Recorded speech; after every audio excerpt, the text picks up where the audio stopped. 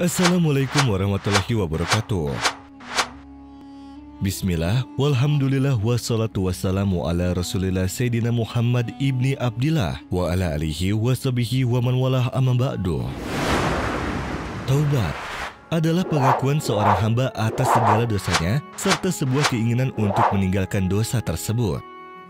Yang mana itu termasuk kesempurnaan dalam agama Islam.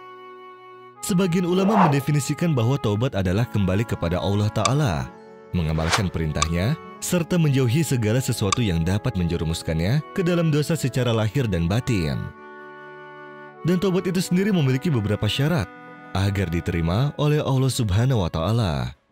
Di antaranya, ikhlas dan niat ditujukan hanya untuk memperoleh kasih sayang dan keridhaan Allah Subhanahu wa Ta'ala tanpa adanya tujuan keduniaan.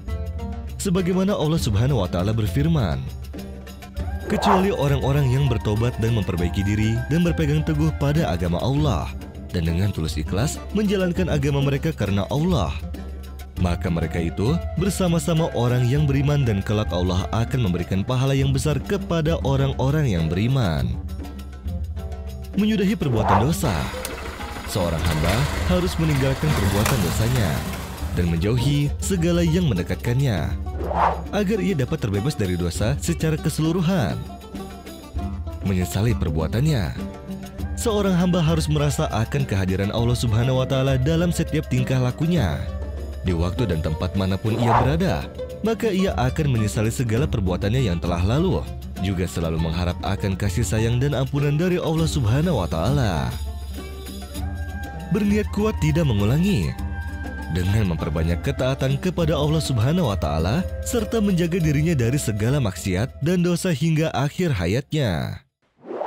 Mengembalikan hak-hak manusia, sebagaimana terdapat dalam hadis sahih bahwasanya Rasulullah Shallallahu Alaihi Wasallam bersabda, barang siapa yang memiliki tanggungan kezaliman terhadap saudaranya, entah dalam hal kehormatan ataupun hartanya, maka hendaklah meminta kehalalannya hari ini, sebelum datang hari kiamat, di mana tidak berguna lagi dirham dan dinar. Pada hari kiamat nanti, bila seseorang yang menzalimi belum meminta kehalalan dari saudaranya, maka bila ia memiliki amal kebaikan, sebagian amal kebaikannya itu diambil sekedar kezaliman yang ia lakukan untuk diserahkan kepada orang yang pernah ia zalimi. Bila ia sudah tidak memiliki sisa amal kebaikan, maka dosa yang dimiliki orang yang pernah ia zalimi di dunia akan dilimpahkan kepadanya senilai kezaliman yang pernah ia lakukan.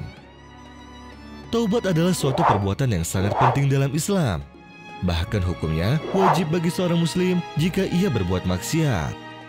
Dan tidak dibedakan antara dosa kecil ataupun besar, orang jahil ataupun alim, pria atau wanita.